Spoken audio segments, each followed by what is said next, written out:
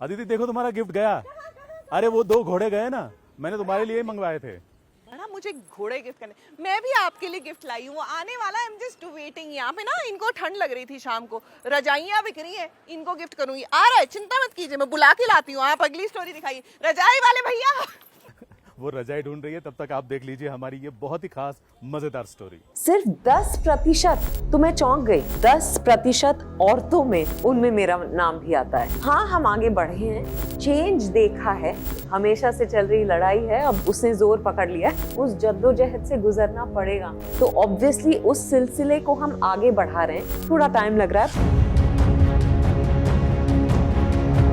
नमस्कार, मैं हूँ संदीप पंड्या और आज मैं बात करने वाला हूँ विद्या बालन और अपर्णा रोहित से, क्योंकि एक रिपोर्ट आई है जिसका नाम है ओ वुमनिया। और मैक्स मीडिया ने ये रिपोर्ट तैयार की है और जिसमें बात की गई है भारतीय एंटरटेनमेंट इंडस्ट्री की महिलाओं। तो जाहिर सी बात है, सबसे पहले मैं आपसे ही पूछना चाहूँगा कि आप इस रिपोर्ट के लिए क्या कर रहे हैं, आपकी क्या भूमिका है? मेरी क्या भूमिका है इस रिपोर्ट में? मेरा एक्चुअली इस रिपोर्ट में कोई योगदान नहीं है, पर उन 10% औरतों में जो इस इंडस्ट्री में काम कर रही हैं उनमें मेरा नाम भी आता है। नहीं, आप तो मतलब सबसे ऊपर हैं उन महिलाओं की सूची में जो अपने दम पर मतलब फिल्मों को बहुत आगे तक ले जाती जी, हैं। जी। लेकिन ऐसा नसीब हर किसी का नहीं होता। जी बिल्कुल, पर मेरा मानना है कि आज बहुत सारी अभिनेत्रियां, शायद हर अभिनेत्री एक महिला प्रधान फिल्म कर रही है। जब हम महिला प्रधान फिल्मों की बात करते हैं तो वो महिला की कहानी होती है, तो ऑब्वियसली उस सिलसिले को हम आगे बढ़ा रहे हैं, पर वो धीरे धीरे हो रहा है, थोड़ा टाइम लग रहा है, पर स्ट्रीमिंग प्लेटफॉर्म्स की वजह से उसमें थोड़ी सी तेजी आ गई है। जी बिल्कुल। स्ट्रीमिंग प्लेटफॉर्म्स की बात करें तो बहुत सारे महिला केंद्रित विषय हैं जो आजकल OTT पर आ रहे हैं। आपको क्या लगता है कि ये महिलाओं का जो चित्र है वो सही तरीके से प्रस्तुत कर रहा है? कोशिश तो कर रहे हैं हम लोग कि औरतों को सही तरीके से उनकी सारी कॉम्प्लेक्सिटीज़, उनके सारे नुआंसेस, उनके सारे लेयर्स के साथ हम अपने दर्शकों तक प्रस्तुत करें। और मैं एक बात और कहना चाहती हूँ कि विद्या इस रिपोर्ट के ज़रिए इस कॉन्वर्सेशन को आगे बढ़ा रही हैं हमारे साथ कि हमें ज़रूरत है और महिलाओं की मीडिया और एंटरटेनमेंट में। जी बिल्कुल। और आजकल वैसे भी मीडिया और एंटरटेनमेंट में महिलाओं का जो सहयोग है वो बढ़ता ही जा रहा है। पहले आपने भी देखा और हमने भी देखा है कि 20-25 साल पहले जो नज़ारा था और अब में बहुत फ़र्क है। यहाँ भी देखें तो आसपास कितनी सारी महिलाएं हैं जो पहले बहुत कम देखा जाता था। वही संदीप जी, बहुत फ़र्क है। पर जब मैंने पढ़ा कि इन सब औरतों को मिला के सिर्फ 10% बनता है, तो मैं चौंक गई, क्योंकि मुझे लगा कि हाँ, 17 साल पहले जब मैं फिल्मों में आई तब तो मतलब एक आध लड़कियां दिखती थी सेट पे, कॉस्ट्यूम डिपार्टमेंट में शायद, या कभी आर्ट डिपार्टमेंट में, उससे तो ज़्यादा मैंने कभी औरतों को इंडस्ट्री में देखा ही नहीं था।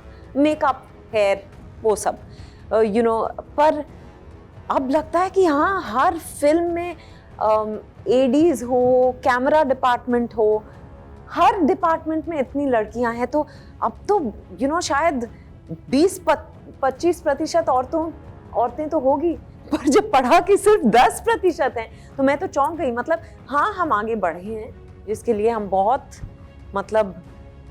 मैं अपने आप को बहुत खुशनसीब समझती हूँ कि मैंने ये चेंज देखा है अपने करियर के दौरान, पर मुझे लगता है कि अब बहुत आगे जाना जरूरी है। तो ये रिपोर्ट ये कहती है कि अभी तक सिर्फ 10% महिलाएं हैं जो इस क्षेत्र में आगे बढ़ी हैं। नहीं, HODs जो हैं, हेड्स ऑफ डिपार्टमेंट जो हैं, किसी भी, अगर आप स्ट्रीमिंग फिल्म्स देख लें, स्ट्रीमिंग शोज या थिएट्रिकल फिल्म्स देख लें, उसमें से सिर्फ HODs जो हैं, फीमेल HODs सिर्फ 10% हैं। मतलब आप चाहती हैं कि पूरा कब्जा महिलाएं करें? नहीं, 50% तो हो आबादी में, आबादी 50%। हाँ, या तो फिर वो भी होना ही जी चाहिए। बिल्कुल, तभी जाकर समानता की बात सही साबित होगी। जी बिल्कुल। तो क्या लगता है इसके लिए क्या करना पड़ेगा महिलाओं को? आई थिंक और महिलाओं को अपॉर्चुनिटीज देने पड़ेंगे हमें। पर जब अपर्णा जैसी औरतें इतने इम्पोर्टेंट पोजीशंस में होती हैं, तो वो ये बदलाव लाती हैं। वो खुद आपको बताएंगी कि अमेज़ॉन में उन्होंने क्या क्या किया है, कुछ रूल्स लागू किए हैं जो आपको फॉलो करने पड़ते हैं। Actually I leave you to say that, पर उससे ना I think the more women we have in decision making positions, the more women there will be in the industry. जी, अपर्णा जी, आप बताइए कि क्या आपने कोशिश की है महिलाओं को उठाने की? छोटी कोशिशें हैं। उनमें से एक ये है कि हर राइटर्स रूम में, हमारी कोई भी शो या फिल्म में राइटर्स रूम होता है, क्योंकि कहानी को बनने में, पकने में वक्त लगता है। तो उस राइटर्स रूम में औरतों का होना ज़रूरी है। ज़रूरी है कि उस राइटर्स रूम में महिलाएं हों। हमने ये अपने सभी प्रोड्यूसर्स को और डायरेक्टर्स को कहा है कि उनके सेट्स पे कम से कम 50% HODs औरतें हों। तो अगर DOP अगर पुरुष है तो फिर एडिटर महिला को होना ज़रूरी है। अगर प्रोड्यूसर पुरुष है तो फिर डायरेक्टर को महिला होना ज़रूरी है। तो 50% औरतें सेट्स पे होनी ज़रूरी हैं। तो इस तरह की एक ऑलमोस्ट मैंडेट हमने बना दी है कि आपको ऐसा करना ज़रूरी है। वही तरीका है और औरतों को लाना इम्पोर्टेंट पोजीशंस पे। लेकिन आप एक पोजीशन पर हैं और आप ये नियम लागू कर सकते हैं, लेकिन बहुत सारे ऑर्गेनाइजेशंस ऐसे हैं जहाँ महिलाएं जब आगे बढ़ती हैं तब उनके अधिकारी अगर पुरुष हैं तो उनका ईगो हर्ट हो जाता है और महिला चाहे कितनी भी सक्षम हो लेकिन उससे रोक दिया जाता है वहाँ पर, क्योंकि वहाँ उनका ईगो हर्ट हो जाता है कि नहीं, ये महिला मेरे से आगे क्यों बढ़ रही है या क्यों बढ़ रही है। तो ऐसे टाइम पे उन महिलाओं को क्या करना चाहिए, आपका क्या सजेशन है? ये तो ना सिर्फ काम में, घर में भी हो सकता है। ये वो महिला और पुरुष के बीच की जो हमेशा से चल रही लड़ाई है, अब वो और भी उसने जोर पकड़ लिया है। पर अगर वो ना होता तो फिर बदलाव होना बहुत मुश्किल है। उस जद्दोजहद से गुजरना पड़ेगा। लेकिन जद्दोजहद के लिए महिलाओं को खुद भी तो प्रयास करना पड़ेगा। बिल्कुल, अपने लिए लड़ना पड़ेगा, सबको अपने लिए ही लड़ना। हाँ, पर क्या है ना, हमारे लिए ये आसान नहीं होता, क्योंकि आप देखें तो हमेशा से हमारी आवाज़ को दबाया गया है ना। मैं नहीं कह रही कि पुरुषों ने दबाया है, क्योंकि हम मानते थे कि पुरुष प्रधान समाज है, तो औरतों को पुरुषों ने, महिलाओं ने भी दबा के रखा हुआ है ना। तो अब जब हम आवाज़ उठाते हैं तो हमें डर लगता है कि हम कुछ गलत तो नहीं कर रहे हैं। पहले तो इसीलिए खुद से लड़ना पड़ता है, इससे पहले कि हम दुनिया से लड़ें, इसके पहले कि हम दुनिया के सामने अपना पॉइंट ऑफ व्यू रखें। आपने कभी खुद से लड़ाई की है इसमें? बहुत। 17 साल से इंडस्ट्री में हूँ, ऑफ कोर्स की है। जी, आपने एक लंबा सफर तय किया है, टीवी सीरियल से लेकर आपने फिल्मों तक, और अब तो OTT में भी आप अपना जलवा दिखा है। आपको क्या लगता है, आपका ये सफ़र कितना जद्दोजहद भरा रहा? और ये जो इंडस्ट्री जो मेल डोमिनेटिंग, मतलब फिल्म इंडस्ट्री कहो, क्योंकि जैसे कि सब कहते हैं कि हीरो की फिल्में चलती हैं, हीरोइनें की बहुत कम चलती हैं, वैसे में आपने अपनी जगह बनाने के लिए कितनी जद्दोजहद की और किन किन प्रकार की मुश्किलों का सामना आपने किया? आई थिंक स्ट्रगल तो जिंदगी का हिस्सा है, तो मेरे पल्ले भी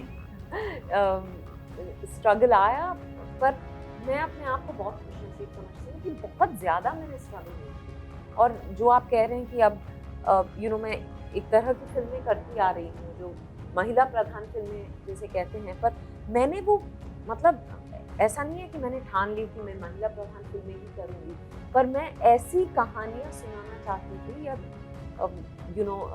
ऐसी कहानियों का हिस्सा बनना चाहती थी जहाँ मेरा अहम ना सिर्फ हिस्सा पर अस्तित्व हो।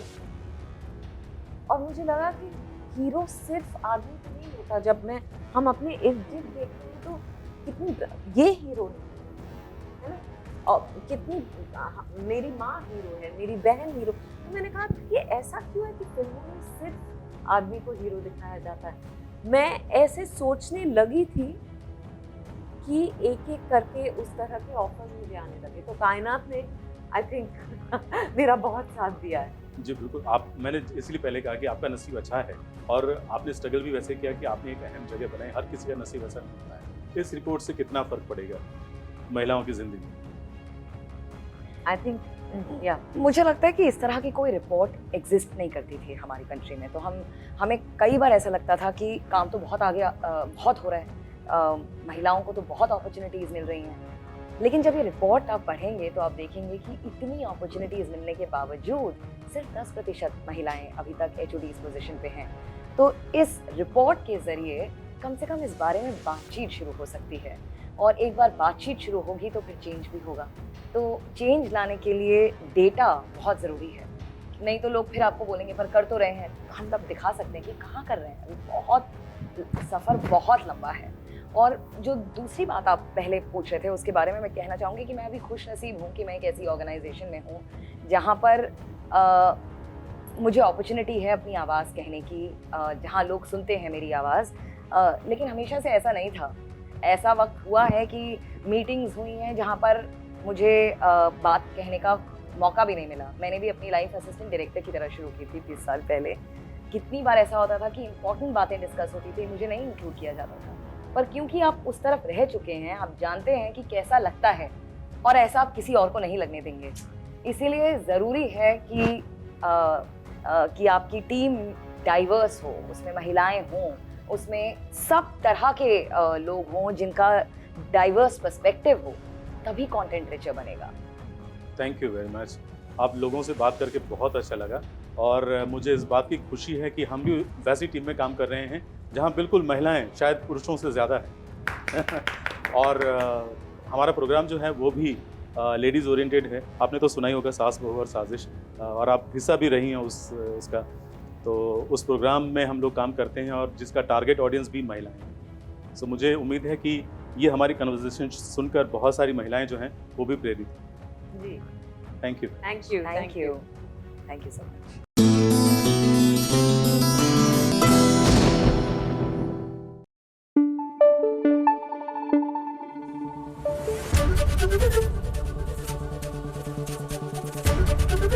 ABP न्यूज आपको रखे आगे।